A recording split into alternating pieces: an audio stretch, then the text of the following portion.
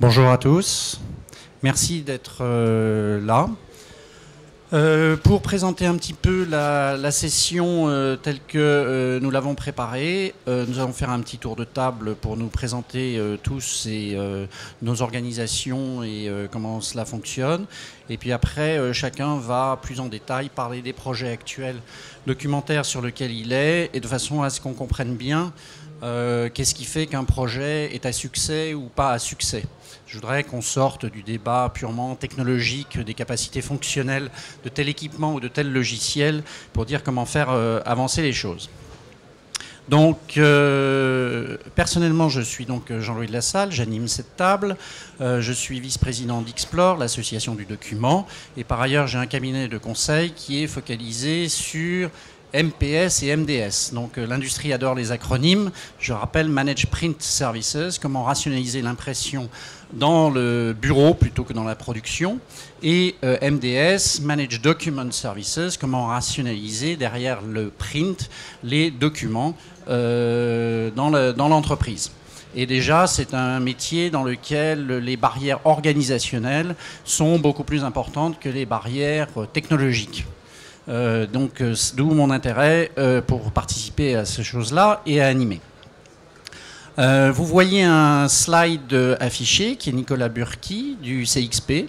Alors, je vous demande tous d'avoir une pensée émue pour lui parce qu'il a été couché par une gastro ce matin même.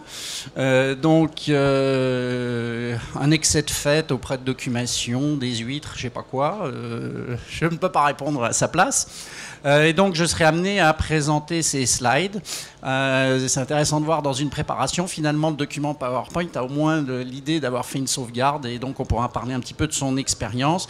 Vous connaissez le CXP, c'est un cabinet d'analyse, mais Nicolas est plutôt le consultant et donc il est très souvent chez les clients et donc il a relaté son expérience, j'essaierai de le faire intelligemment, son expérience des projets, qu'est-ce qui avance ou qu'est-ce qui n'avance pas chez les clients. Je vais présenter maintenant les personnes qui sont là physiquement, ou elles vont se présenter. Donc je donne la parole à Madame Théry. Bonjour, Patricia Théry. Je suis documentaliste de formation et à l'Agence nationale pour l'amélioration des conditions de travail, je suis chargée d'info documentation. Vous entendez pas bien? Rien du tout. Et là, ça va mieux? D'accord. Donc je suis chargée d'info documentation au sein d'une mission veille et management de l'information qui se compose de 4 chargés d'infodoc, dont une responsable de la mission.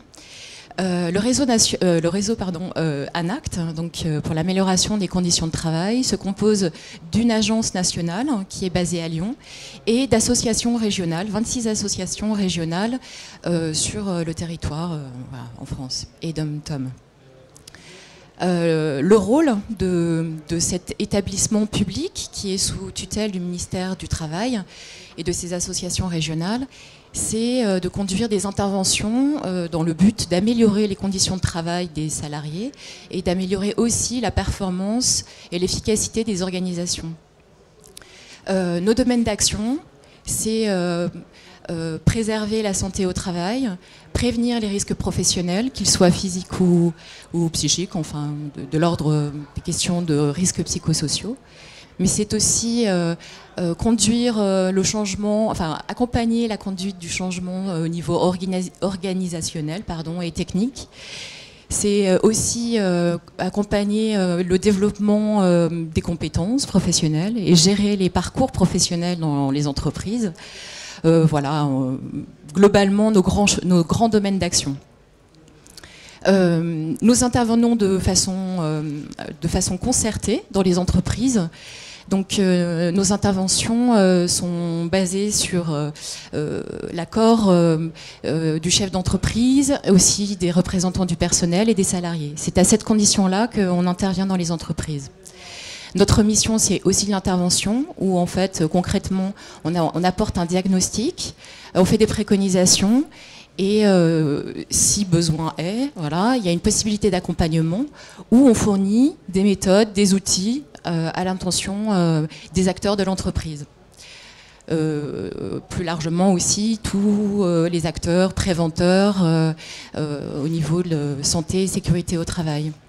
On a une mission, juste après je termine sur notre présentation, on a une mission d'information. Donc l'ensemble des méthodos et des outils en fait, font l'objet de produits d'information, donc revues, mais aussi guides pratiques, organisation de colloques sur les conditions de travail, et on organise même annuellement une semaine pour la qualité de vie au travail. La mission VMI centre son activité sur les besoins internes du réseau ANACT, agences et associations régionales. Néanmoins, nous alimentons une base de données bibliographique, documentaire, qui est en ligne, donc accessible par le grand public. Et notre rôle, c'est d'être en appui documentaire sur les projets qui sont menés voilà, dans le cadre d'un contrat de progrès qui est arbitré par le ministère du Travail, dans le cadre, voilà, sur une durée de 4 ans. Nous avons été missionnés, la mission VMI a été missionnée au niveau de la gestion de l'info et des flux d'informations, de mettre en place un réseau social d'entreprises, un réseau collaboratif et social au sein de l'agence et du réseau ANACT. Je ne sais pas si je développe tout de suite les utilisations ou pas. Ouais, passer la parole à Jean-Pierre Blanger pour qu'il se présente, s'il y a besoin. Messieurs, dames, bonjour. Donc Jean-Pierre Blanger, j'interviens au sein d'une entreprise qui s'appelle Ricoh, qui est un constructeur de multifonctions et de moyens d'impression, et je m'occupe plus particulièrement de la direction des offres de services. Alors je souhaitais faire intervenir un de nos clients qui s'occupe d'aéroports, enfin ADP pour les citer, et puis ils n'ont pas obtenu l'autorisation, ce qui fait que je n'ai pas pu faire intervenir. En revanche, quand Jean-Louis, je lui ai répondu cela, il m'a dit mais fais profiter néanmoins de tes expériences en termes de déploiement de ces offres de mobilité d'une façon générale, non pas à travers l'offre, mais bien à travers les apports, et puis à travers les contraintes qu'on a pu rencontrer, par exemple sur des campus universitaires ou dans des entreprises privées, pas seulement celles de nos clients, mais aussi la nôtre.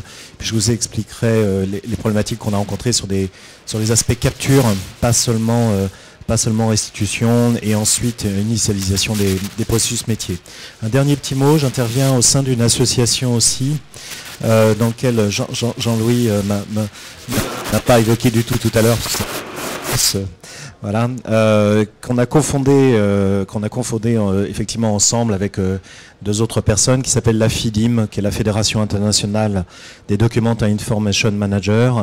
L'objectif de cette association a été au départ, pendant 2 ans, de définir ce qu'est la fonction pour nous de gouvernance générale de l'ensemble des fonds documentaires et informationnels de l'entreprise, dans le but de créer cet interlocuteur, si vous voulez, principal, le point d'entrée unique sur lequel on peut traiter toutes les problématiques qui vont de l'infodoc jusqu'à la sécurité, jusqu'aux infrastructures, jusqu'à la mobilité, jusqu'au risque des tiers, enfin, etc. Et surtout responsable d'alignement de la stratégie de l'entreprise, si vous voulez, sur la stratégie documentaire. Et Jean-Louis a accepté bien volontiers de prendre la présidence de cette FIDIM. Et donc on travaille de temps en temps, pour pas dire très régulièrement, sur ces problématiques, si vous voulez, d'impression et surtout de valeur du contenu transféré. On en reparlera tout à l'heure sur les réactions de nos clients, si vous voulez, vis-à-vis de cette valeur de contenu dès qu'on parle de mobilité. La question étant, peut-on rendre tout mobile ou pas dans l'entreprise. Voilà. Je te repasse la parole, Jean-Louis. Merci Jean-Pierre. Oui, effectivement, je n'avais pas évoqué la FIDIM et tout.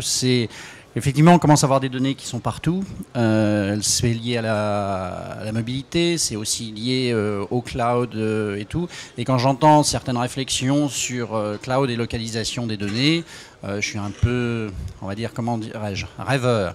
C'est-à-dire que d'un côté, j'ai une offre qui dit il n'y a pas de problème, et de l'autre côté, j'ai une demande qui dit il y a tellement de problèmes que je fais rien. Alors je pense que la vérité, elle doit se trouver à peu près au milieu, avec des projets structurés, coordonnés, avec de la bonne information, de façon à pas arriver à ces espèces de jeux à somme nulle qui fait qu'on n'avance pas et on ne progresse pas dans le bon sens. Et la deuxième chose que je vois aussi, c'est qu'avec ces données, que je dirais internes, on va dire des données partenaires, et et externes qui sont mélangées, etc. On est dans des démarches souvent technologiques, on crée des silos documentaires. Et hier, j'entendais quelqu'un qui disait, avec raison, le multicanal n'est pas nécessairement le cross-canal. C'est-à-dire qu'en fait, on doit pouvoir communiquer de plusieurs manières, mais on communique avec un seul client, un seul partenaire, un seul contractant. Et donc, où est-ce qu'il est ce dossier commun au travers des technologies, au moment où on en a besoin, etc. Donc c'est un peu les thèmes qui nous intéressent là-dessus. Et puis, vu la quantité de documents, on ne va pas non plus traiter de la même manière tous les documents. Ça veut dire qu'on est capable de savoir quels sont les documents qui ont de la valeur et qu'on va traiter d'une certaine façon.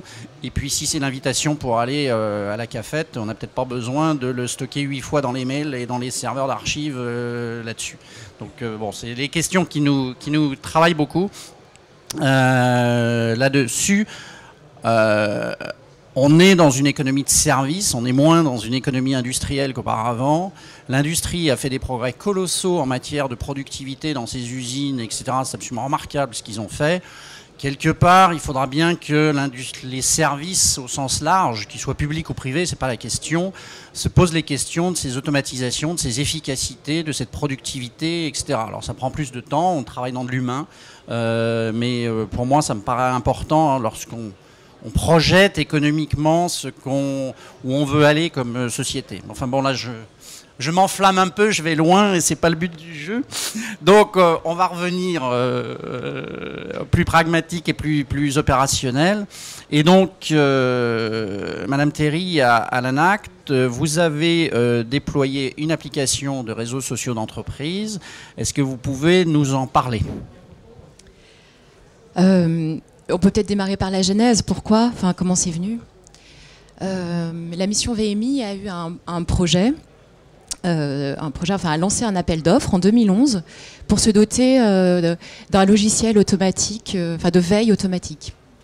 Et la solution qui a été retenue, ça a été une combinaison de 2 outils, dont un de diffusion et de partage de l'information sous l'application de la solution Jamspot.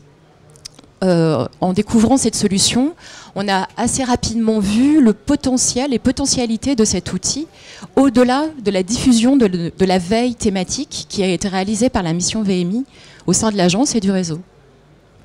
C'est à partir de là que nous avons mis en place 3 types d'utilisation de ce RSE. Donc un RSE, c'est des espaces collaboratifs plutôt thématiques, qui couvrent, pour notre part, l'utilisation qu'on en fait. Des espaces collaboratifs qui permettent de partager, de diffuser de la veille de façon participative, collaborative avec des utilisateurs qui s'abonnent à un espace de veille. Donc nos thèmes, notre cœur de métier, c'est les sujets sur santé au travail, sur la pénibilité, sur l'allongement de la vie professionnelle. Donc une veille qui était initialement diffusée par mail, a trouvé un nouveau canal de diffusion et de centralisation. Fini de rechercher les mails d'information qui étaient transmis par la mission VMI dans son mail. Tout est donc centralisé. On peut retrouver l'information facilement grâce à des tags. Dans chaque groupe, il y a un nuage de tags qui permet de retrouver des mots-clés facilement et de retrouver donc une information qui aurait été publiée il y a quelques mois et dont on aurait besoin à un moment donné. Voilà. Ça, c'est un premier point. Ce que je voulais vous dire aussi, c'est qu'elle a évolué, cette veille. C'est plus les professionnels de l'information qui font du push d'information, mais elle s'est transformée au sens où chaque utilisateur abonné a la possibilité de publier, de faire des posts et de publier des informations, par exemple régionales, sur les thématiques abordées. Donc ça donne une autre dimension à la veille et qui est assez plébiscitée. On a eu l'occasion de faire une enquête utilisateur, une enquête des usages de notre RSE tout récemment. Et en fait, cette formule-là de veille, ce format-là de veille est assez plébiscité. Il y a une autre utilisation des espaces collaboratifs. Ils viennent, c'est majoritairement le cas pour les espaces. Je vais vous décrire. En fait, ils hébergent des projets. Donc les projets, ça peut être un projet d'intervention en entreprise. L'avantage, par exemple, c'est qu'on peut intervenir dans les entreprises avec des consultants externes, des préventeurs et autres partenaires. Les espaces collaboratifs de notre RSE permettent de les convier. Donc ça nous permet de créer un compte externe, un compte invité qui donne accès à l'espace collaboratif au sein duquel on partage des informations de coordination et de conduite du projet. Et il y a une banque documentaire, c'est le terme employé, qui permet de partager des documents de référence sur l'intervention, mais ça peut être aussi, le projet peut être une étude qu'on réalise à plusieurs. J'ai en tête une étude sur les démarches qualité de vie au travail dans des établissements de santé, qui est organisée par l'ANACT et par 7 ARACT, donc 7 associations régionales. Le but, c'était que dans chaque région, un terrain a été investigué pour réaliser des monographies. Et on a utilisé donc ce RSE pour pouvoir mettre en commun à la fois le modèle de la monographie et à la fois les restitutions des uns et des autres. Sur la conduite, sur la conduite du projet, par exemple, et l'implication du RSE. On part du principe, quand on ouvre un groupe, que cet espace collaboratif dédié est un outil, est un moyen, et pas une fin en soi.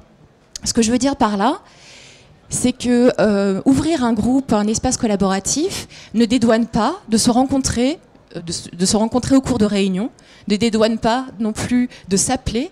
Donc en fait, c'est un outil qui facilite la collaboration et les échanges. Il y a un troisième type d'utilisation dont on fait usage dans ce RSE, dans cette plateforme collaborative, c'est à viser plutôt échange de pratiques autour de métiers, de communautés de métiers dans notre réseau. Par exemple, un groupe de coordination des chargés d'infocom ou des chargés de gestion de notre réseau. Mais aussi au niveau des équipes, aussi des groupes de coordination, où là aussi, c'est la fin des mails avec des pièces attachées, des pièces jointes, souvent volumineuses et très encombrantes. Désormais, tous les fichiers transitent par notre RSE, qu'on appelle la place. C'est un acronyme pour plateforme collaborative et d'échange. Je sais pas, j'ai plein de choses à dire, je ne sais pas si je continue. Ouais.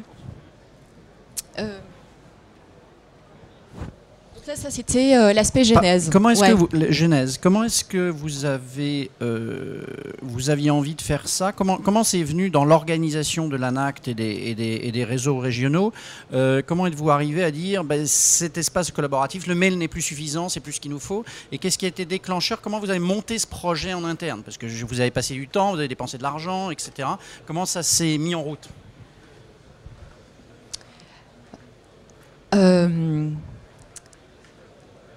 Ça s'est mis en route, ça a démarré concrètement par une campagne de sensibilisation et de présentation de l'outil. À quoi il va servir? On a déjà des outils, plus ou moins collaboratifs au sein de notre agence et de notre réseau. Un portail, un intranet, on utilise des serveurs. Donc il fallait arriver à placer ce nouvel outil dans ce paysage d'outils existants. Donc il y a eu une présentation pédagogique, c'était le but. En quoi ça va être bénéfique pour nos collaborations d'utiliser cet outil, avec l'appui, je pense, décisif. En fait, c'était un projet d'entreprise, la mise en œuvre de ce RSE. C'est-à-dire que c'était porté par la direction. Le directeur général et les directions scientifiques et techniques et du transfert. Ce sont nos grandes directions au sein de l'agence. ils ont été très porteurs par rapport au déploiement et par rapport à l'appui qu'on a pu obtenir d'eux pour prendre le temps de sensibiliser et aussi de former, aussi d'expliquer à quoi allait servir l'outil. Mais c'est parce que cette direction générale a une sensibilité particulière à l'informatique et aux réseaux sociaux d'entreprise, ou bien qu'est-ce qui a fait qu'ils ont déclenché, ils ont dit oui, montez-nous ce projet avec toutes ces qualités que vous venez de décrire? Le déclencheur, c'est que nous avons un portail intranet qui était qui souffrait d'une désaffection, c'est-à-dire avec des espaces de travail insuffisamment ergonomiques pour que nos collaborateurs y accèdent. Donc ça a été, on pourrait dire, on a fait une montée en technologie d'un outil qui était à la fois ergonomique, différent, plus souple, où c'est l'utilisateur qui était centré, enfin, où l'utilisateur est au centre, et les projets aussi. Voilà, je dirais que c'est ça qui a convaincu. Une désaffection d'outils par les utilisateurs et où il n'y avait plus de partage de lieux d'échange et de stockage. D'accord, donc un vrai problème de communication interne autour des plateformes qui nécessitait une rénovation. Et c'est ce à quoi vous êtes attelé en choisissant ce type de technologie. Est-ce qu'il y a eu des résistances au fait que oui, mais il y a des gens de l'interne, il y a des gens de l'externe, il y a des gens partenaires, etc. Est-ce que ça a posé des questions? Ou finalement, je dirais, comme mon fils sur Facebook, qui s'en foutait? Ah ben, c'est ni l'un ni l'autre. Ils ont été... ça a été c'est un des points forts du RSE. Dans notre portail collaboratif, on n'a pas la possibilité d'inclure des membres externes à l'accès aux espaces documentaires et de travail. Donc le RSE a apporté cette valeur ajoutée. L'ANACT, elle ne travaille pas toute seule, elle travaille avec des partenaires externes, comme je pense beaucoup de sociétés. Ça a été la solution nous permet de créer des comptes externes qui accèdent seulement aux groupes où on a besoin de leur expertise. Donc ça a été, je dirais, une avancée, une bouffée d'oxygène. C'était la résolution de bien des problèmes. Le fait d'avoir des experts externes, des consultants externes, obliger nos collaborateurs au sein de l'agence et du réseau à travailler à transférer les fichiers, les informations par mail. C'était le seul moyen. Donc là, ça change tout, puisque en fait, on a une plateforme collaborative et de réseau social qui inclut des personnes externes auxquelles on fait appel à un moment donné pour un projet dans le temps, sur une durée, qu'on ferme, et on ferme aussi le compte de l'utilisateur externe quand on n'en a plus besoin. Donc c'est très incluant. D'accord. Et avec l'assurance, excusez-moi, de la sécurité des données qui ne concernent pas la personne extérieure et n'accède pas non plus à l'annuaire des utilisateurs, par exemple. L'annuaire est donc des données professionnelles de type mail, du DG, numéro de téléphone et autres. C'est très circonscrit. Le périmètre est très circonscrit. Mais dans le cadre d'un groupe collaboratif, on donne un statut rédacteur à un expert qui peut ainsi poster des publications, des informations intéressantes, faire des commentaires. Et c'est une des valeurs ajoutées du RSE, tel que nous on l'utilise. D'accord. Et vous avez dit donc vis-à-vis de la communauté des utilisateurs, vous avez lancé une campagne de sensibilisation. C'était prévu initialement dans le projet ou bien vous l'avez mis après coup en vous disant il faut que les gens adoptent? Enfin, comment vous l'avez raisonné, cette gestion du changement pour les utilisateurs et de façon à assurer leur adoption? C'était un outil de plus dans notre panoplie. Et il fallait convaincre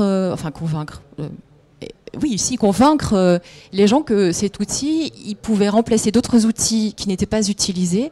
Et pour cela, c'était évident qu'il fallait communiquer et expliquer à quoi ça servait. Donc dès le départ, ce qui nous a paru évident, important pour que le projet y réussisse, pour que la mise en place du RSE fonctionne, c'est d'avoir l'appui de la direction, donc un sponsor qui a été formé, enfin qui ont été formés, qui publie, qui utilise.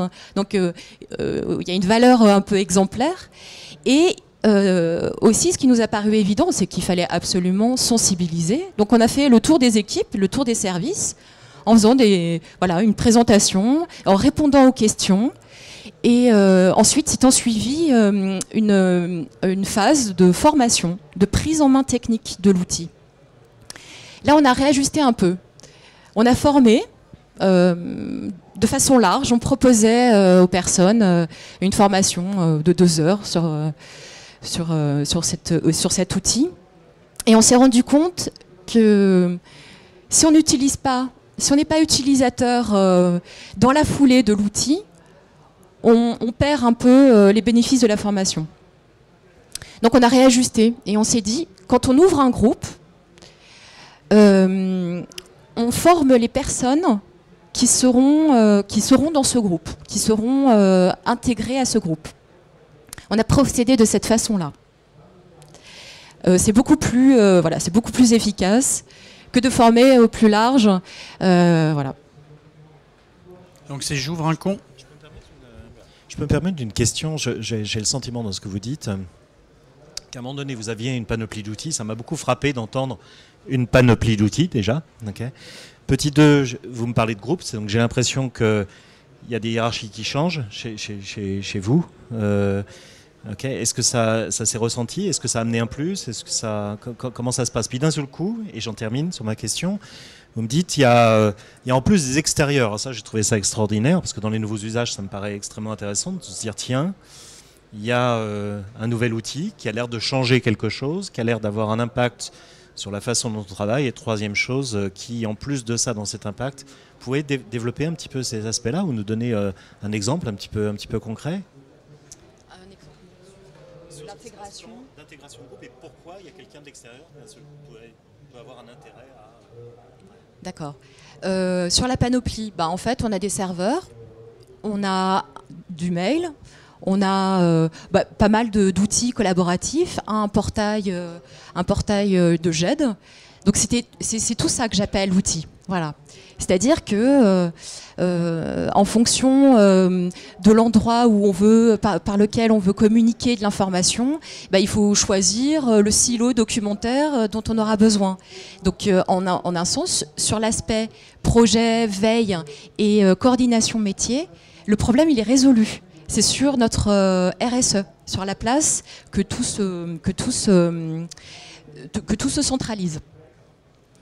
Sur la question, pourquoi d'un seul coup, quel est l'intérêt d'avoir l'apport de quelqu'un externe? Ah oui, il y avait la question de groupe.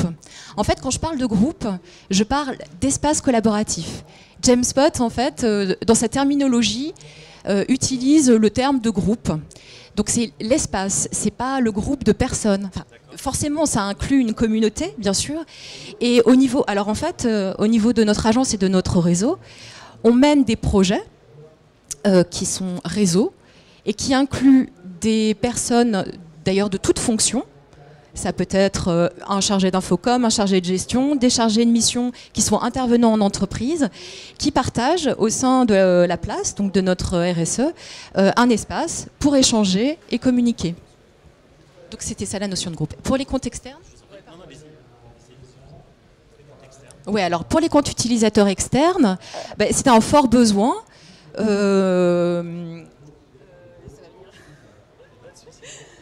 C'est-à-dire sont des intervenants partenaires qui vont participer à ce groupe. C'est-à-dire ce sont des gens qui ne sont pas dans l'organisation, mais ils participent à ce groupe. On mène des projets donc, qui incluent des membres du réseau ANACT, mais qui peut inclure, comme je vous ai expliqué, des consultants externes, des partenaires autres. J'ai en tête un guide d'évaluation qui va bientôt démarrer et en partenariat avec des institutions du style l'Institut national de sécurité au travail, l'INRS et d'autres institutionnels. Et la place et l'espace, l'outil qui va permettre de fédérer le travail qui va être établi dans le cadre de ce projet de guide d'évaluation. C'est-à-dire que chacun va contribuer au guide. Donc c'est une conduite de projet avec des rencontres présentielles entre les différents partenaires, et dans les moments où on n'est pas en présentiel, on a un espace auquel on peut accéder à tout moment, et il n'y a plus de contraintes, il n'y a pas de contraintes de dispersion géographique aussi. Pour nous, c'est vraiment une valeur ajoutée, oui. Pourquoi je vous reposais la question? Parce que tout à l'heure, quand j'interviendrai, je parlerai de transversalité. C'est quelque chose qui s'est étendu. Et cet espace étendu à l'extérieur, évidemment, est un apport de valeur considérable. C'est-à-dire que ces outils collaboratifs, c'est pas un outil de plus. C'est un outil très différent sur la façon de travailler et sur la façon de gérer les contenus dont on ne disposait pas auparavant. Gérer de deux façons, donc de façon effectivement horizontale, parce que je récupère des acteurs externes qui deviennent des contributeurs actifs, et de façon verticale en termes de valeur, parce que on n'est plus dans le mail, on n'est plus dans l'échange instantané, on est dans la capitalisation petit à petit, si vous voulez, de ce contenu. Et c'est ça que vous appelez cette partie groupe ou espace de travail sur lequel finalement s'agrègent des informations de valeur qui nous permettent à un moment donné de restituer une synthèse globale, tout en ayant des gens externes ou internes qui sont de mission principale ou sur des sujets connexes et qui d'un seul coup éveillent d'autres aspects d'un même projet ou d'une même problématique posée, très très clairement. Jean-Pierre, tu me sembles avoir trouvé une excellente transition entre les espaces virtuels et les espaces physiques. Et donc, puisque la mobilité est le thème que tu dois aborder aujourd'hui, je te propose de prendre la parole. Je suis désolé de vous avoir coupé la parole comme ça. Et effectivement, moi, je voulais intervenir sur ces aspects-là, sur ces aspects nouveaux usages, et essayer de vous dire, voilà ce qui nous est posé comme question généralement, et quelles sont les principales motivations comme ça qu'on peut mettre en spot, pour reprendre la terminologie James Spot, en spot principaux. La première des choses, c'est souvent quand on nous parle de mobilité, c'est faciliter l'accès. Alors l'accès à quoi? L'accès à un outil de restitution, un outil de capture, pour envoyer un document, pour restituer un document, pour visualiser quelque chose dont on sait qu'il est présent. J'étais hier soir à une autre conférence, justement Explore, dans lequel on nous montrait, si vous voulez, un outil mobile comme étant le nouveau papier, la nouvelle façon de considérer finalement l'univers du papier, un peu comme l'iPod nous avait permis d'avoir toute notre bibliothèque logicielle sur nous. Vous voyez, ça donne une impression de force complémentaire, donc il y a un vrai besoin de ce côté-là. Alors c'est pas pour autant sans poser quelques problèmes, je vais revenir. La deuxième chose qu'on nous demande principalement, c'est rendre mobile le bureau. C'est rendre mobile le bureau, ça veut dire demain. Alors je me rappelle de la fameuse période de la grippe aviaire dans laquelle on avait énormément de demandes. J'ose pas souhaiter qu'elle revienne parce que ce serait triste, mais c'était quoi la demande? C'était être capable de continuer à travailler sans se regrouper tous en un lieu que sont les bureaux, si vous voulez, et donc être capable à distance de se reconnecter sur le bureau. Alors c'est des choses qui étaient absolument pas envisageables il y a encore quelques années et qui aujourd'hui sont totalement envisageables et qui là aussi posent quelques difficultés d'évolution permanente. Et puis de failles terribles. Il y a des inconvénients à tout ça. Je lisais encore récemment, 76% des entreprises, si vous voulez, ont subi au moins une attaque ou une perte de données ces derniers temps. Alors ça peut être une perte, comme ça m'est arrivé cette semaine, de disque dur. C'est-à-dire que j'emmène mon support portable, le préféré, si vous voulez, à notre service technique, et je lui dis, tiens, j'arrive plus à afficher les images sur PowerPoint, histoire vraie, Et mon service technique m'a rappelé 1 heure après en me disant, alors je me dis chouette, ça y est, ils ont trouvé. Eh bien pas du tout, ils m'avaient détruit la totalité des données sur le disque dur, donc j'ai perdu un petit mois de travail, c'est pas très grave. Enfin bon, si on peut dire. Mais bref, donc voilà, c'est des pertes comme ça. Ça, c'est des pertes, je vais dire qu'on aurait pu éviter, entre guillemets. Et puis des pertes inévitables dont on entend tous parler, c'est ces fameuses attaques, évidemment, qui sont facilitées. Je me souviens très récemment d'un de nos clients qui m'a expliqué qu'ils avaient effectivement un bureau mobile comme ça. La personne, je vous le cite l'histoire parce qu'elle est à connaître, la personne rentre dans le train, pose ses affaires, vous savez, à l'espace qui est au-dessus pour mettre ses quelques bagages, met son PC, une personne s'assoit à côté d'elle, elle reçoit un coup de téléphone de sa société, échange, etc.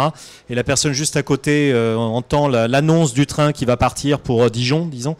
Et entre-temps, la voisine qui s'est assise s'en dit « Oh là là, c'est pas mon train », etc. Un peu affolée, prend ses affaires au-dessus, etc., s'en va. Et arrivé à Dijon, ce client en question se regarde et il n'y a plus le PC. Vous avez compris que la personne affolée de cette mauvaise direction a volé un PC directement en haut. Alors bien sûr, il y a des façons de sécuriser les PC, etc. Je ne dis pas que c'est le principal problème, mais c'est une stratégie évidemment de fragilisation du système d'information global qui est à prendre en compte et qui n'est pas toujours résolue. On trouve souvent toujours un moyen, je suis assez affolé, d'avoir des gens chez nous qui interviennent chez nos clients et nos clients qui disent on a perdu le mot de passe de tel ou tel logiciel. Et on a toujours chez nous un technicien qui arrive à déverrouiller le logiciel en question. Vous voyez ce que je veux dire? Alors maintenant, on leur a interdit de le faire, mais globalement, voilà le type de problématique. Les barrières ne sont pas toujours les barrières qu'on croit. Donc ces demandes de bureaux mobiles, on y fait très attention. Je prendrai quelques exemples ensuite. Et puis, autre chose aussi, qui nous est demandé principalement maintenant sur les gens qui font de la gestion, ce sont les captures à la source. Alors je parle de capture à la source, excusez-moi, je rappelle, donc moi j'interviens chez un constructeur et notre principal métier c'est de mettre en place des copieurs d'étage ou on appelle ça des multifonctions, c'est plus sympa quoi, plus moderne, mais en fait c'est des multifonctions parce qu'ils sont connectés sur le réseau et qui permet évidemment, ça permet d'envoyer un mail, un fax, ça permet d'envoyer un document vers une JED et ainsi de suite et pourquoi pas vers un ERP. La grosse tendance de ces derniers mois c'est de nous demander l'acquisition directe vers les ERP, vous le confirmez, vous le vivez aussi.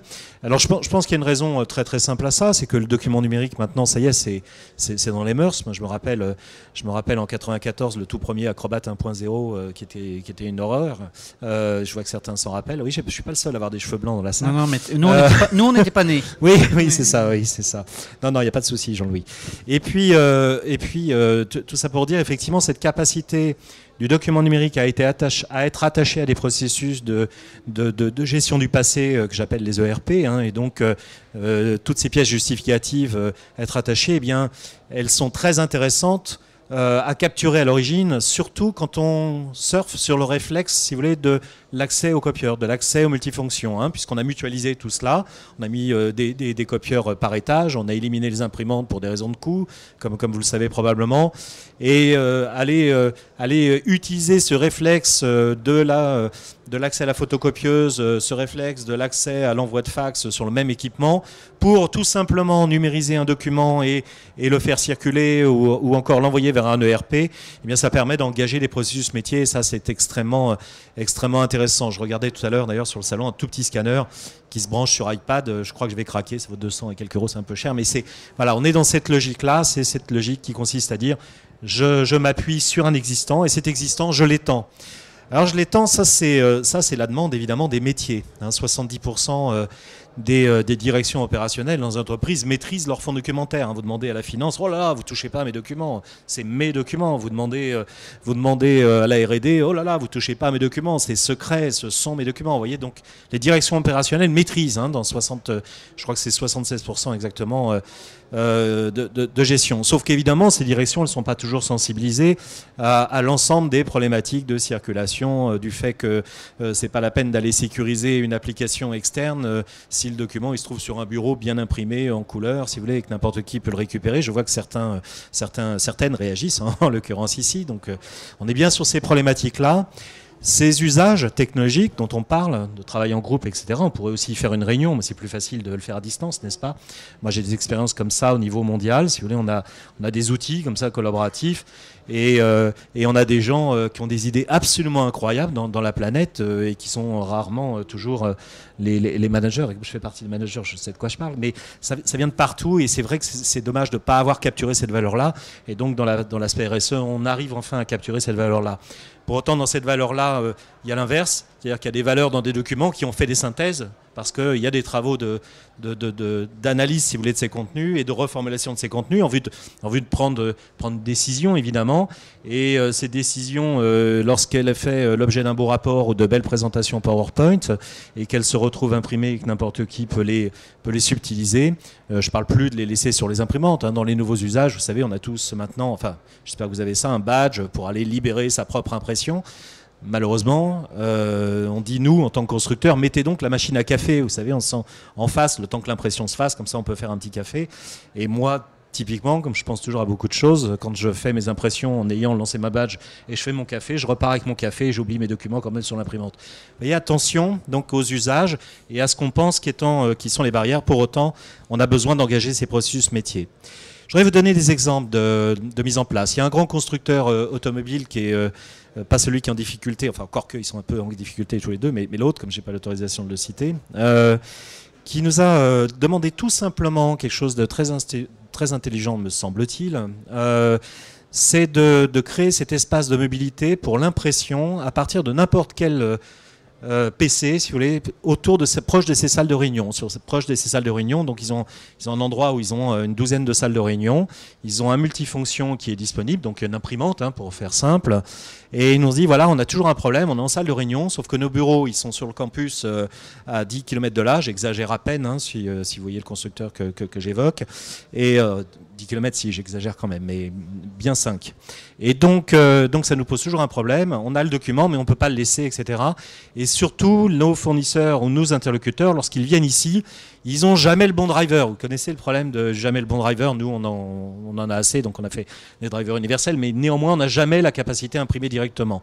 Donc là, la mobilité joue son rôle. On a la notion de guest, la notion d'invité, la notion d'externe. Notion d'externe qui rentre sur le réseau, qui a des capacités qui sont limitées. Donc ça veut dire que vous les avez étudiées, ça veut dire que évidemment vous savez ce que vous laissez à disposition d'eux et quelle nature de contribution. C'est pas simplement j'ouvre, c'est pas vous savez ces bornes sur lesquelles on peut imprimer en mettant quelques euros. Maintenant ça a monté le prix de la copie dans les lieux publics en mettant quelques euros. Ok, là c'est j'invite quelqu'un à rentrer sur mon réseau d'entreprise avec un sous-réseau privé.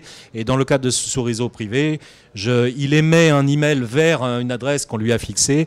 Et à travers cette adresse, il récupère, si vous voulez, un code qui va lui permettre de récupérer son impression sur le multifonction. Donc, vous voyez, on est dans les logiques à la fois de je me connecte, tout en étant finalement intégré de façon tout à fait ponctuelle et tout à fait intermittente parce qu'on résout le besoin. Donc ceci est important. Alors on se dirait, d'ailleurs, autre chose, ça c'est le cas que j'évoquais d'ADP, on peut se dire, à partir du moment où je sais inviter des gens de façon ponctuelle, je pourrais envisager sur l'espace public des aéroports par exemple, de le mettre à disposition, n'est-ce pas? Et là se posent d'autres problèmes. Okay, c'est le même problème en fait que de mettre à disposition un téléphone. Si je vous mets à disposition le téléphone, vous appelez en région parisienne, mon employeur me dira pas trop de choses. Si vous appelez pendant 2 heures, je sais pas, au fin fond de la Bolivie, je sais pas pourquoi j'ai pris la Bolivie, mais très clairement, on va voir effectivement la note courir beaucoup plus vite. Et puis, dans nos reporting, on va se dire, tiens, c'est quoi cet appel en Bolivie? On traite pour EcoFrance et on appelle là-bas. Vous avez compris que se posent trois problèmes. Le premier problème, c'est l'enregistrement de l'utilisateur et sa traçabilité. C'est-à-dire qui fait quoi. Ça, c'est dans le nouvel usage, évidemment, on veut savoir qui fait quoi. J'imagine que vous voulez savoir qu'effectivement, quand vous ouvrez un groupe quelque part, cette personne en question extérieure ne va pas aller sur un autre groupe aussi facilement que sans demander un type d'autorisation formalisée. Donc, on est dans ces logiques-là. Vous avez le deuxième problème qui est de faire en sorte que cette possibilité qui est ouverte, c'est bien, elle soit aussi contrôlée d'une façon générale. Donc, il y a un processus de délégation de la responsabilité à partir du moment où vous faites un guest. À partir du moment où vous invitez quelqu'un, évidemment, bien savoir ce que sont les fonctionnalités ouvertes. Et puis, le troisième problème, et qui est loin d'être des moindres, c'est la notion de facturation. La notion de régie de facturation. Vous savez que le principal problème des téléphones, on a vu ce qu'a fait Free sur le marché français, mais évidemment, ça a été le fait de recapturer sur un modèle économique, si vous voulez, toute une population d'utilisateurs. Lorsqu'on raisonne en multifonction, parce que je vois que je suis un peu loin pour certains d'entre vous du sujet qui vous préoccupe, lorsque vous arrivez chez l'un de ces clients que j'ai évoqué tout à l'heure et que vous voulez imprimer une page, en fait, celui qui a mis à disposition le multifonction, si vous voulez, vous a mis à disposition une machine qui lui coûte à chaque fois qu'une page s'imprime. Donc cette régie, enfin ce client en question, il a évidemment besoin de vous refacturer cette page s'il y en a trop, ou de vous en faire cadeau.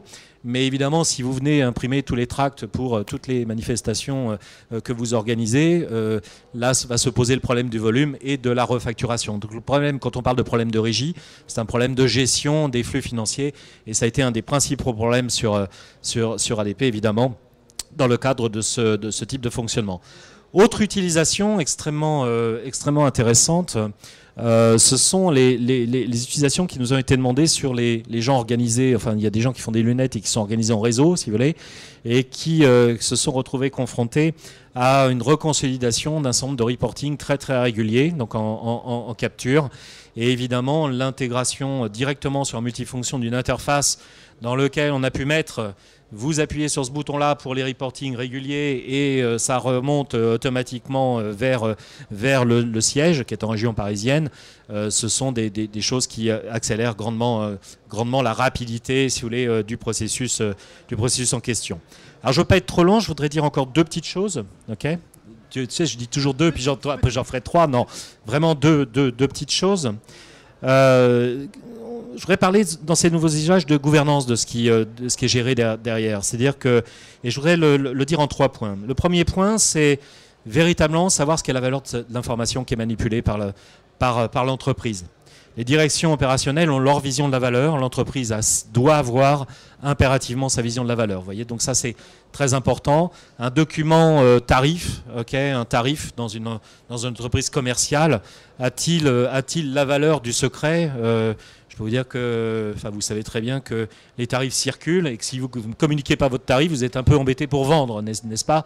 Donc vous voyez que ça peut être pas d'importance. Par contre, la rapidité de mise à jour de ce tarif va évidemment jouer un rôle considérable dans votre performance commerciale. Donc attention à la valeur d'information et les critères que vous lui associez. La deuxième chose, c'est on ne lance pas un projet de mobilité ou de RSE sans se définir un objectif. Alors si on peut le faire, on peut tester, ça s'appelle un pilote, on fait un pilote et on regarde effectivement ce que pourrait être l'intérêt. C'est aussi très concret et vraiment je vous engage à faire ça parce que ça vous permettrait de déterminer ce que sont les apports de valeur. Ça c'est vraiment la clé, apport de valeur. Ça veut dire est-ce qu'il est intéressant dans un aéroport par exemple de mettre des petites boîtes à couchettes, un peu, vous savez, comme dans les aéroports japonais. C'est des sujets qui sont étudiés en ce moment, qui vont sortir. Donc voilà. Donc quelle est la valeur de mettre à disposition une borne d'impression dans une gare, par exemple, d'accord?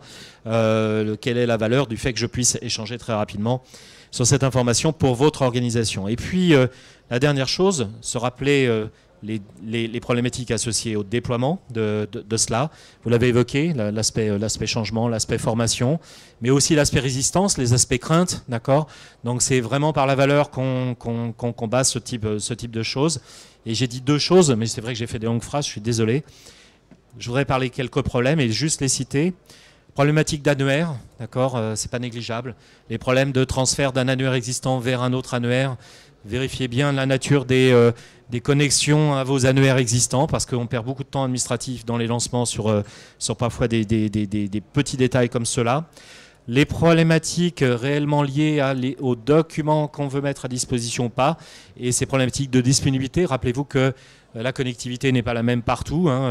Il suffit de faire le tour de la Défense et de s'apercevoir qu'on perd le signal. Oui, je vois que le signal n'est pas actif dans cette salle aussi. C'est vrai qu'ici, c'est pour pas être dérangé pendant qu'on parle, si tu le veux bien. Et puis, les problématiques associées à la transversalité. C'est bien la transversalité, mais ça peut créer aussi, et là, j'aimerais bien en reparler avec le monsieur qui s'occupe de GemSpot, ça crée aussi, si vous voulez, un partage d'idées. Et ce partage d'idées, vous savez, quand l'idée elle est partie, finalement, elle est partie, quoi. Donc, alors je sais que c'est pas suffisant. Il faut la réaliser et la rendre concrète, mais ça veut dire attention aussi à qui vous gérez dans ces groupes. Et enfin, dernier point, et là c'est promis, c'est le dernier. La notion de nouvelle organisation. C'est-à-dire qu'à partir du moment où vous gérez de façon collective, vos hiérarchies explosent, mais elles explosent totalement. À un moment donné, donc ça veut dire que ça se prépare, ça veut dire que ça se met en œuvre, et que c'est pas une mauvaise chose d'ailleurs que ça explose, parce que j'ai quand même l'impression que la créativité doit reprendre un petit peu le pouvoir. Voilà, j'ai terminé ce coup-ci, excuse-moi d'être long. Bon, merci de cet exposé. Dans les contraintes de temps, je vais reprendre les quelques slides de Nicolas Burki et tout. D'abord, il n'y en a pas trop, en plus, ce n'est pas les miennes, donc je serai relativement bref. Évidemment, Nicolas étant au CXP, est un analyste, c'est écrit d'ailleurs sur sa carte de visite, analyste senior.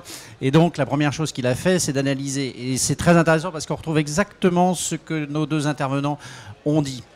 Et quand tu disais la hiérarchie explose, il a fait un tableau avec l'entreprise qu'il a appelé 1.0 collaborateurs et culture. Et on parle justement de hiérarchie classique, top-down, opposée à des hiérarchies ouvertes, avec de la transversalité, avec une DSI qui choisit pour tout le monde dans sa grande sagesse, et par rapport à des usages qui sont, eux, devenus moteurs. Et derrière, il dit, si vous êtes avec deux éléments de l'ancienne culture, si je puis dire, le mot est dangereux, l'effort de gestion du changement est tout à fait colossal et important, parce qu'il faut autant accompagner l'organisation que les outils. Et si vous avez une culture propre à adopter ce genre d'outils relativement rapidement, évidemment, c'est beaucoup plus simple. Donc en fait, il y a deux combats. Il y a le combat technologique, mais il y a le combat culturel de l'organisation qui est là. D'où on revient en boucle, si je change la culture de l'organisation, c'est-à-dire que le sponsor, le directeur général est bien là-dessus. Et j'ai bien aimé ce qu'a dit Madame Théry, c'est que vos directeurs généraux apparemment se servent de votre RSE, ce qui est pas mal. Je vois beaucoup trop d'organisations où grosso modo c'est bon pour les troupes, mais moi j'ai autre chose à faire. Donc la collaboration comme un projet. Au sens de la professionnalisation du projet.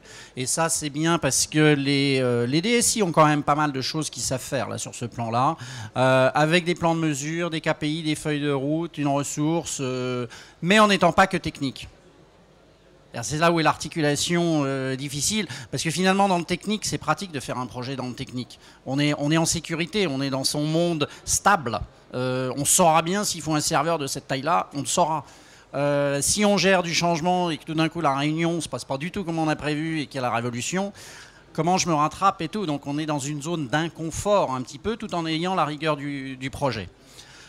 Raisonnable, ça m'a amusé, c'est un objectif à la fois. Surchargez pas vos collaborateurs, vos collègues et vos clients. C'est vrai qu'ils ont un vrai boulot à faire pendant ce temps-là. Et il faut qu'ils puissent faire. Et il faut que ce soit pour eux qui voient bien l'accélération de leur propre travail, qu'ils existent. Ils ont des missions, ils ont des tâches, il faut s'intégrer là-dedans. Et du coup, il dit les 3 erreurs à éviter, c'est le déploiement à la mode. Je fais un RSE parce que ça fait chic. Et non, ça doit servir à quelque chose. Madame Théry l'a dit, c'est je remplace un système qui n'était plus efficace et donc j'avais un problème et je dois résoudre ce problème. Si je ne résous pas un problème, je fais un déploiement parce que c'est moderne, ça ne suffit pas, la modernité. Puis derrière, la direction, elle ne suit pas. Donc, et absence de gouvernance, on y retrouve tout. Les charts seront distribués, hein, donc il n'y a pas de souci pour les détails et tout. Mais c'était intéressant de voir que, en fait, ça se corroborait beaucoup. C'est pas vous qui avez écrit ce chart. Je pourrais presque le croire, pourtant. Pourtant, ils ne sont pas parlés ensemble. Hein. J'étais le préparateur, ils n'ont pas échangé ensemble, mais on pourrait. Quels sont les différents profils d'utilisateurs, la description des caractéristiques, les fonctions de collaboration requises, les bénéfices pour l'utilisateur, les bénéfices pour l'entreprise. Que tout le monde s'y retrouve. Vous savez, c'est vite fait de perdre quelqu'un s'il ne voit pas son intérêt. Et alors en termes de gouvernance, il propose un tableau qui est entre la facilité, la valeur ajoutée d'un côté, la facilité ou la difficulté de mettre au point un projet et tout. Donc évidemment, gagner les batailles faciles, valeur ajoutée élevée et capacité technique facile. Bon, oui, parfois l'urgence fait qu'on ne fait pas nécessairement toujours ce choix-là, mais bon. Comité transversal. De l'engagement plutôt que juste de l'argent. Je trouvais intéressant, il faut un petit peu de passion qui revienne chez les chefs de projet, pas juste tout. Donc, c'est intéressant et merci à vous deux d'être passionnés, parce que vous l'êtes. Les questions, c'est une stratégie, la gestion de l'expérience utilisateur, l'organisation et la technologie, vous le voyez, il ne le met qu'en 4. C'est intéressant.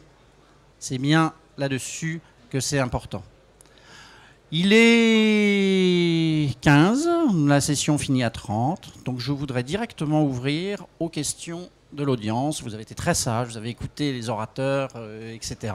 Maintenant, à vous de travailler un petit peu, participer. Collaborons.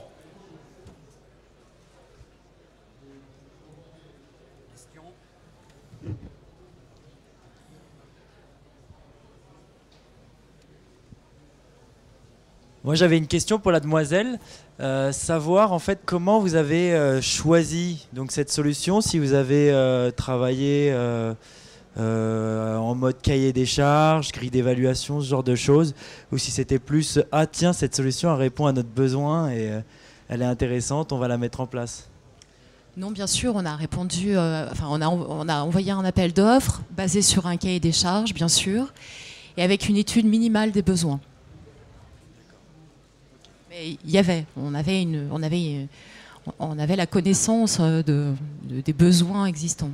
On n'est pas parti en se disant ah tiens chouette. Pardon ? Vous avez fait un inventaire des fonctionnalités nécessaires, etc. Absolument. Ça a été dans le cahier des charges. D'accord, ok. Et parfait. Après avec des critères d'évaluation, d'éligibilité des différents outils.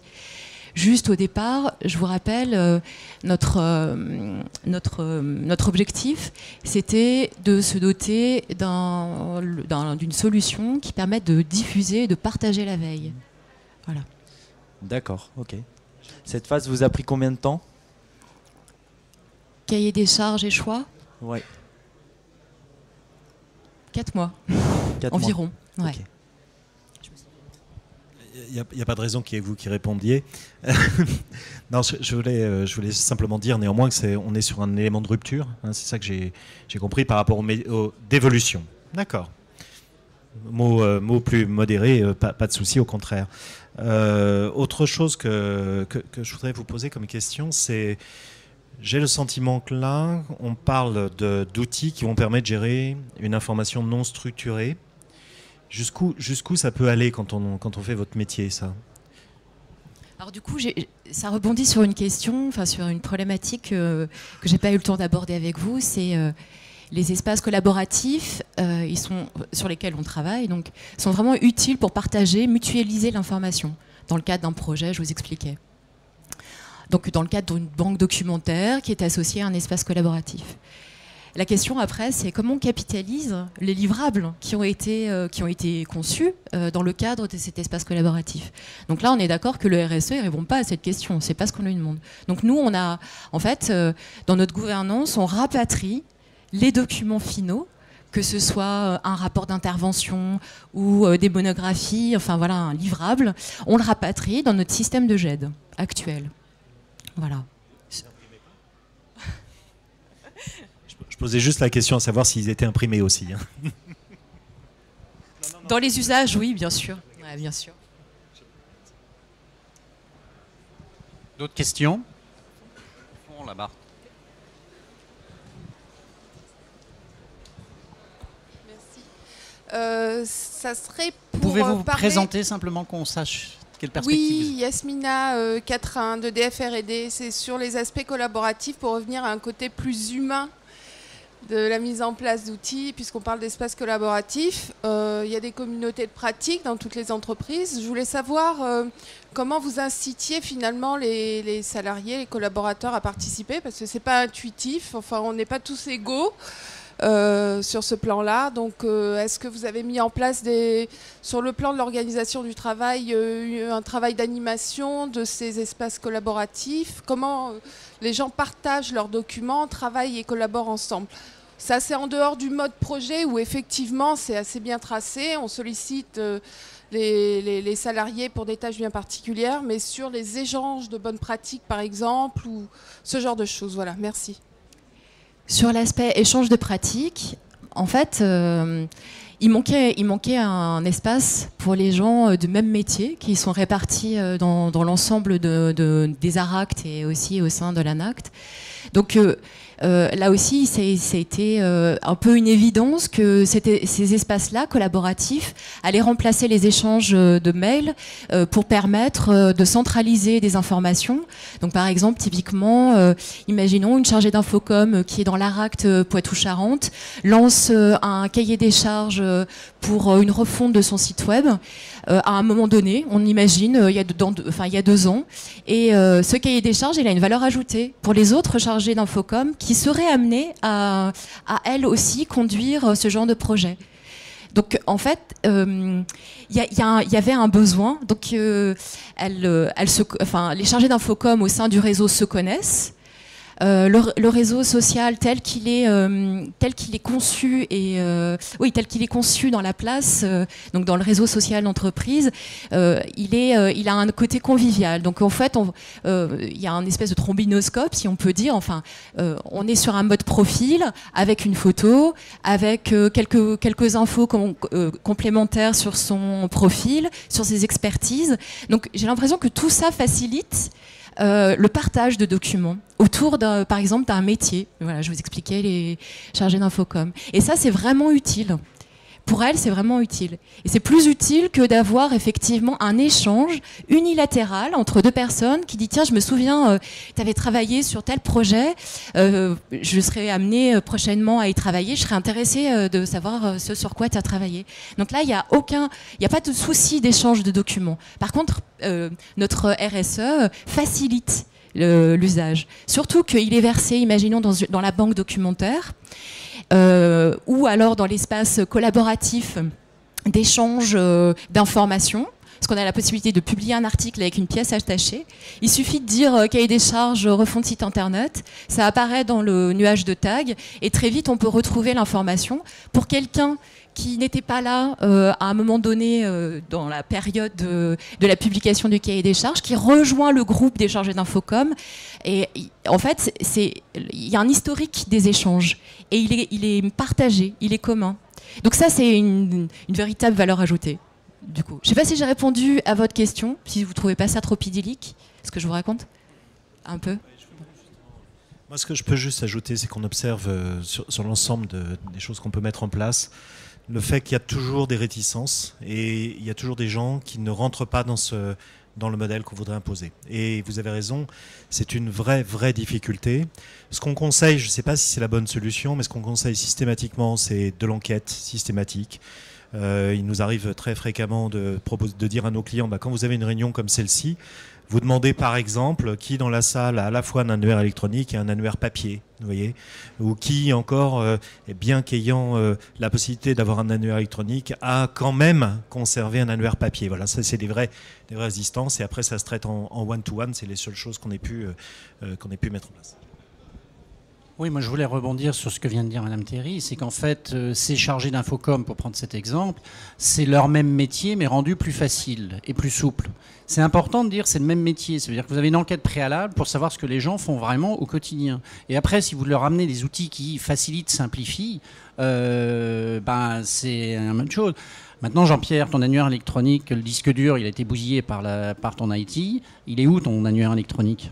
Mon annuaire papier, je sais où il est. Ça, il l'avait protégé. Une autre question. Allons, il faut collaborer.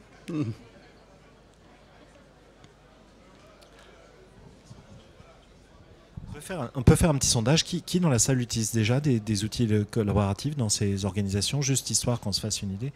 Donc c'est quelque chose, ouais. Donc c'est une pratique quand même développée à plus de 50%. C'est bien ça. Deuxième chose, puisque je pense que ça va nous intéresser tous, dans vos organisations, pour les gens. Alors il faudra lever 2 mains. Vous voyez, c'est le moment sport. Mais je travaille dans une boîte japonaise, c'est pour ça. Non, au-delà de la plaisanterie, ce qui nous intéresserait de savoir, pour répondre à la question de Madame, c'est qui a mis en place, ou exploite un outil collaboratif, et est-ce que vous considérez aussi qu'il y a une adhésion à 100% ou il reste des gens qui ne les utiliseront jamais? On peut, pour les 2 affirmations, c'est-à-dire j'ai un outil collaboratif et en plus de ça, il y a 100% des gens qui l'utilisent, vous pouvez lever la main? D'accord. Heureusement chez vous quand même, là j'aurais été déçu, mais vous voyez, c'est très peu. Donc on est bien sur cet écart-là. Ok, et je pense que là on est vraiment sur un écart pendant des années. Que JamesPot utilise ses propres outils, ça me fait très plaisir. Mais au-delà de la plaisanterie, on est là sur un écart. Je ne sais pas si tu peux nous faire un petit commentaire là-dessus, mais comment tu vois cette évolution et comment on peut la combattre, ce problème. C'est une problématique que je vais qualifier d'adhésion, finalement. Bonjour, donc Alain Garnier, je suis effectivement, donc je suis le fondateur et le dirigeant de JamesPot, le fameux réseau social qui est là.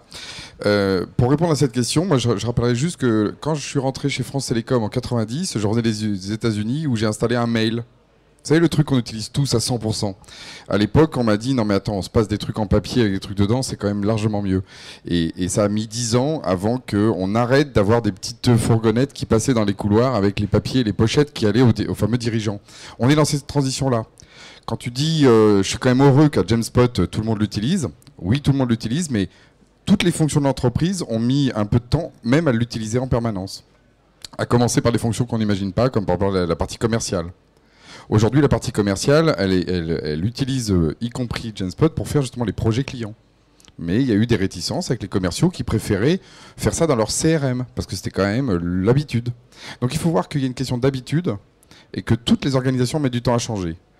Et par contre, ce qu'on constate au niveau mondial, c'est que là où il y a une transformation plus vite que le marché, vous gagnez juste des parts de marché et de la compétitivité. C'est très très net, par exemple sur le cas du cahier des charges pour le site web. Je veux dire, c'est d'une évidence. C'est-à-dire que là où vous avez une relation éventuelle avec 3 personnes sur 26, tout d'un coup vous avez 26 personnes en connexion. Vous multipliez par 15 votre capacité et votre connaissance immédiate. C'est beaucoup. Et simplement, c'est qu'il faut effectivement prendre conscience de ça, s'y mettre. La tendance, c'est qu'effectivement, en France, on est plutôt en retard sur les pays anglo-saxons, très nettement. Pour quelles raisons ? Moi, j'en vois 2. La première, elle est sur le rapport pouvoir-information. En France, on aime bien le pouvoir, et il y a celui qui pense avoir l'information a le pouvoir. Très masculin, d'ailleurs, comme façon. Voilà. Et la deuxième raison, elle est une déficience IT. On dépense moins que les autres sur l'IT, on fait moins confiance à ça au niveau des entreprises. C'est-à-dire que l'entreprise achète des produits, généralement américains, quand ils sont devenus des vaches à lait. C'est-à-dire que par exemple, on s'est mis à l'intranet une fois que c'était une chose évidente. Donc on se met au RSE, par exemple SharePoint, là, un joli village à côté. On s'y met maintenant parce que ça devient quelque chose de massif. Et on a toujours 2, 3, 4 années de retard sur notre développement IT. Et en plus, on achète les outils généralement américains de type standard, c'est-à-dire dans lequel il n'y a plus de valeur. Vous êtes juste en train de rattraper en tant qu'entreprise le wagon. Là où ce qui se passe avec les Américains, c'est qu'ils prennent de l'avance et qu'eux, ils gagnent de la compétitivité année après année en prenant les nouveaux outils. Donc aujourd'hui, on parle du RSE, on pourrait parler justement du digital workplace, c'est-à-dire le fait d'avoir un bureau connecté. On peut parler de la mobilité, on peut parler des objets connectés. Moi, j'aime beaucoup ce que tu as dit sur les imprimantes. Nous, on travaille d'ailleurs sur le lien objet connecté RSE. Et voilà, la tendance, elle est là. Et par contre, je pense que l'exemple de l'ANACT est quand même assez éclairant, c'est que ce n'est pas au-dessus, ni d'un point de vue financier, ni d'un point de vue organisationnel, de la portée des organisations. Ce n'est pas impossible. Ce côté 2.0 m'a toujours gêné. On n'est pas dans une transformation au point qu'il faut des gens qui seraient des mutants pour savoir s'en servir. Il faut juste être des gens de bon sens et des gens qui savent où ils vont. L'ANACT, pour moi, est un cas d'ailleurs exemplaire, comme je leur dis souvent. Ils savent où ils vont et du coup, ils ont avancé. Mais quand tu dis ils savent, ils vont, ça veut dire que les chargés de projet, les spécialistes du document arrivent à porter ce message-là à une direction générale et que la direction générale ne soit pas autiste sur le sujet pour des rapports de pouvoir, d'information, de l'IT de la même manière, pour dire oui, on avance parce que c'est important stratégiquement pour la boîte. Pour les raisons de productivité, on y revient.